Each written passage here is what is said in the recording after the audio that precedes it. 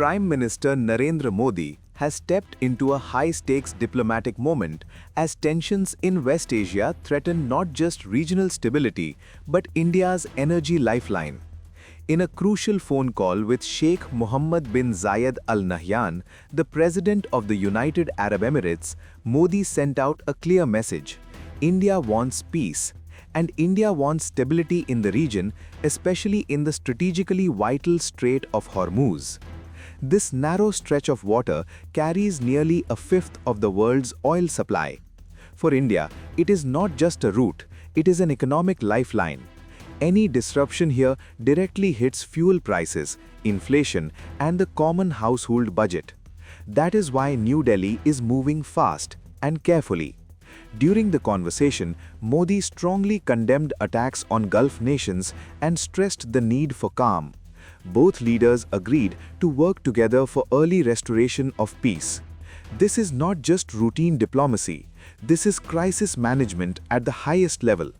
What makes this moment more critical is the widening conflict involving Iran, Israel, and the United States. The ripple effects are being felt across the Gulf, and India, with millions of its citizens and massive trade interests in the region, cannot afford instability. Behind the scenes, India is also engaging directly with Tehran. External Affairs Minister S Jaishankar confirmed that 2 Indian LPG carriers were allowed safe passage through the Hormuz Strait. This was not part of any broad deal. Each clearance came after direct negotiation. It shows India's ability to maintain communication channels even in a tense environment.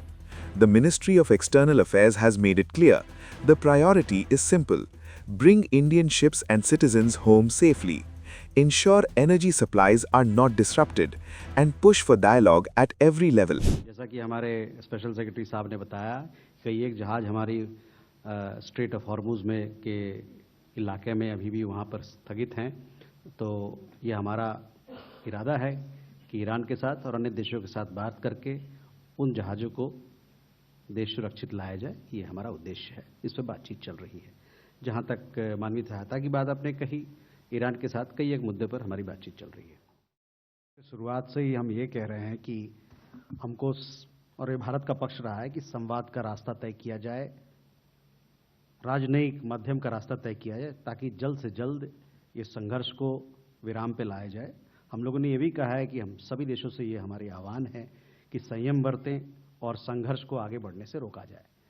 जहाँ तक आपने संयुक्त राष्ट्र की बात की, वहाँ के सुधार की बात की, आपको पता है कि पिछले कई एक दशकों में ये हमारा पक्ष रहा है भारत का कि जल्द से जल्द संयुक्त राष्ट्र का सुधार हो, और ऐसे मौके पर जब हम सुधार की बात करते हैं तो उसमें उसके एक नया मायना आ जाता है, और साथ ही साथ ये भी पता चलता है कि इसको जितना जल्दी करें उतना जल्दी बेहतर होगा संयुक्त राष्ट्र के लिए और दुनिया के लिए। As you are aware, our External Affairs Minister, he visited Brussels. There he was invited by the EU High Representative and Vice President, Her Excellency Kaja Kallas, to attend the EU Foreign Affairs Council meeting.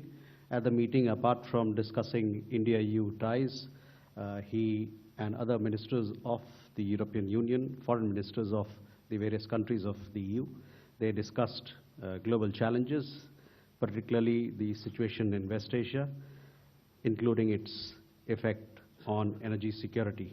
The ministers, they also underlined the need for dialogue and diplomacy to be adopted to bring an early end to this particular conflict. On the margins of the Foreign Affairs Council meeting, External Affairs Minister had bilateral meetings with EU High Representative and Vice President, Madam Kaja Kallas, and the foreign ministers of Belgium, Cyprus, Germany, Netherlands, and Slovakia. In these discussions as well, he exchanged views on latest international developments. Coming to Iran, yesterday I had told you that some 650 people, Indian nationals, students included, had crossed over from Iran into Armenia and Azerbaijan, and from there to come back home. To that figure of 650 or so, we have 50 more Indian nationals who've crossed over to Armenia, and few more in addition to Azerbaijan.